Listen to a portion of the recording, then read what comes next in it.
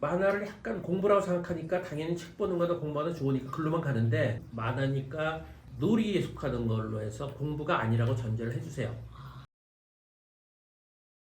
네, 안녕하세요. 오늘 스키마 독서교육 증문즉답 시간인데요. 그 1학년 여자아이가 이제 학습 만화에서 고민이 있다고 하셨어요. 네. 어떤 고민인지 좀 구체적으로 말해주실까요? 그 아이랑 그 왕래가 잦은 한 살 위 친척 언니가 있는데요. 그 아이가 학습 만화에 관심이 많아요. 그러다 보니까 저희 아이한테도 그런 영향이 와서 아이가 요즘은 만화책을 읽고 싶어 하더라고요.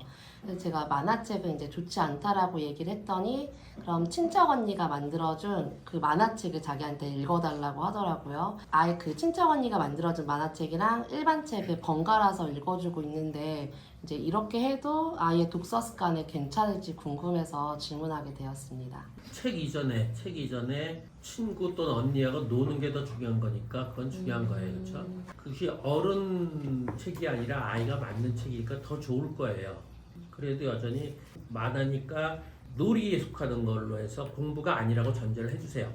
만화 보는 거는 자기가 뛰어노는 거나 자기 인형놀이나 자기 그림 그리는 거랑 경쟁이 돼요. 그것보다도 더 하고 싶다 그러면, 만화를 약간 공부라고 생각하니까 당연히 책 보는 거나 공부하는 좋으니까 글로만 가는데, 놀이로 가면 다른 놀이하고 경쟁하면서 만화가 그것보다 더 좋은지 안 좋은지에 따라 달라요.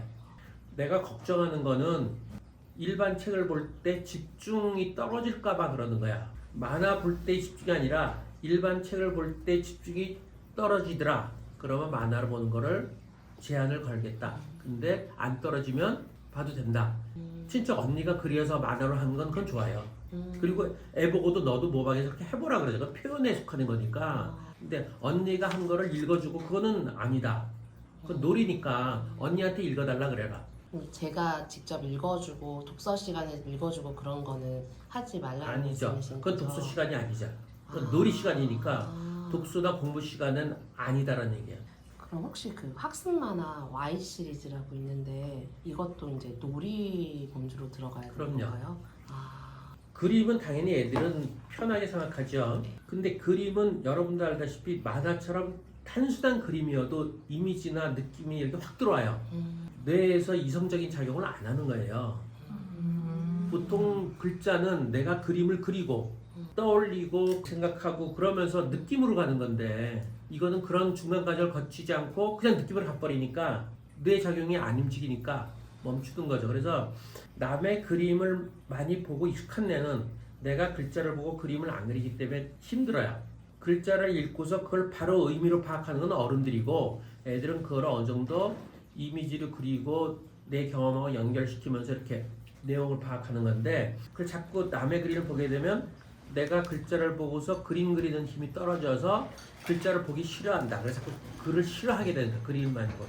그러면은 혹시 좀 정교한 그래픽 노블 같은 거 있잖아요. 한밤중 톰의 정원에서 같은 원작이 있는데 이제 굉장히 신경 써서 만든 원작에 기본 충실하게 했는데 너무 두껍거나 고전이어서 다른 사람이, 저자가 아닌 다른 사람이 어떤 초점으로 그거를 요약을 한 거기 때문에 그 점이 먼저 안 좋을 거예요. 만화 플러스.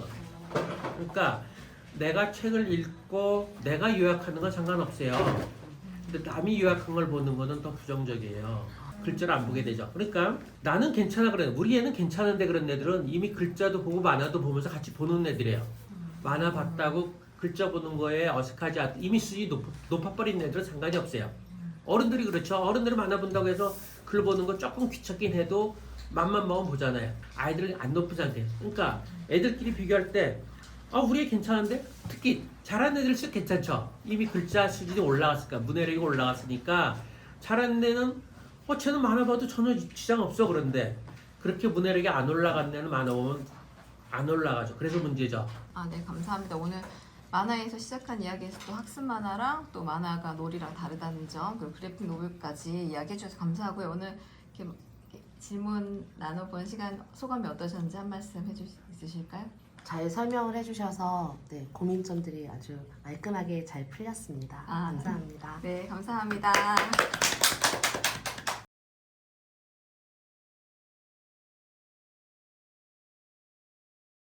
기본은 학년 수준과 다르게 앞뒤로 넓게 읽어주는 게 좋아요.